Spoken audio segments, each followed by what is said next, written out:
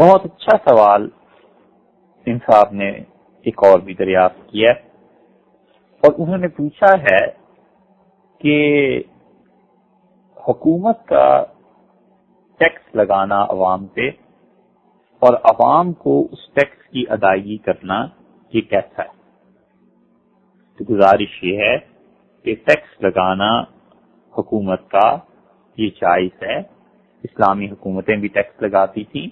حضرت عمر رضی اللہ عنہ اپنے دور میں ٹیکس کے نظام کو رائج بھی کیا تھا اور حکومت کا لینا بھی جائز ہے. لیکن ایک بات یہ ہے کہ حکومت کو واقعی پیسے کی ضرورت ہو تو وہ ٹیکس لگائے.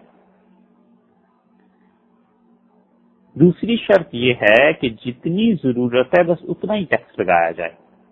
مثلاً حکومت کو 1 کھرب روپے کی ضرورت پیش آ گئی اور اس نے عوام پر اس بنیاد پر ٹیکس لگایا کہ ہمیں اتنے ارب یا اتنے کھرب روپے کی فلامد میں ضرورت ہے اور ہم عوام سے درخواست کرتے ہیں کہ ہماری مدد کریں، اس میں ہم وصول کرنا چاہتے ہیں، تو ٹیکس کو ضرورت کے بقدر لگایا جائے. تیسری بات یہ ہے کہ اس کا مصرف بھی صحیح ہو. ٹیکس کا مصرف صحیح ہو، یعنی ٹیکس جو ہے وہ حکومت لگاتی ہے اور حکومت اس سے پیسے سے جو کام کرنا چاہتی ہے وہ عوام کی فلاح و بہبود پہ مبنی ہو اور عوام کی فائدے کے لیے ہوں کام، یہ ٹھیک ہے.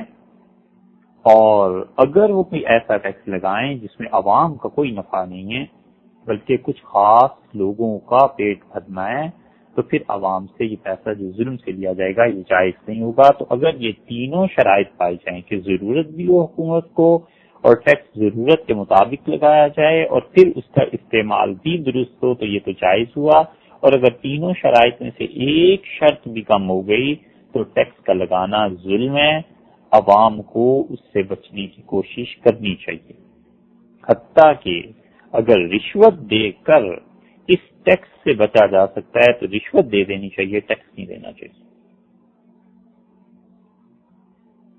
اس معاملے میں 2 باتیں، ایک تو رشوت ہو گئی کہ اگر پتہ ہو کہ حکومت جو ٹیکس لگا رہی ہے یہ ہماری فلاح و بہبود پہ خرچ نہیں ہوگا، یہ حکومت کی اپنی عیاشیاں، وزراء اور بڑے بڑے لوگ بس ہمارے اس خون پسینے کی کمائی سے فائدہ اٹھائیں گے اور نہ ہمارے لیے اسکول بنیں گے، نہ ہمارے لیے سڑکیں بنیں گی، نہ ہمارے لیے پارک بنیں گے، نہ ہمارے لیے تفریح کے مقامات بنیں گے، نہ ہی اس سے تعلیم کو عام کیا جائے گا، بلکہ ہمارا کمایا ہوا پیسہ خود اعلیٰ درجے کے لوگوں کی عیاشیوں میں صرف ہو جائے گا.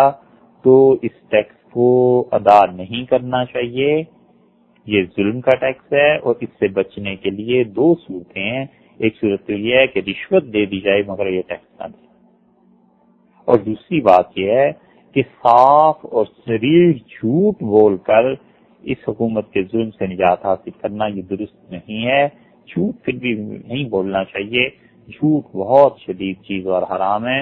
ایسا البتہ فکرہ کہا جا سکتا ہے، ایسی گول مول سٹیٹمنٹ دی جا سکتی ہے کہ جو آپ کے نزدیک سچ ہے اور سننے والے، لکھنے والے، پڑھنے والے اسے کچھ اور سمجھیں.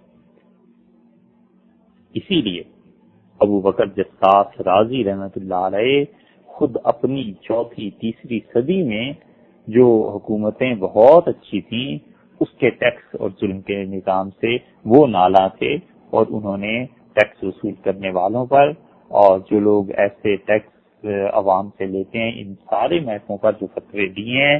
ان کی کتاب احکام القرآن، قرآن کریم کی جو تفسیر ہے اس کو آپ پڑھیں تو اندازہ ہوتا ہے کہ انہوں نے ان کے لیے کیا کیا سزائیں اور عوام کو کیا کیا اختیارات دینے کا فتویٰ دیا ہے.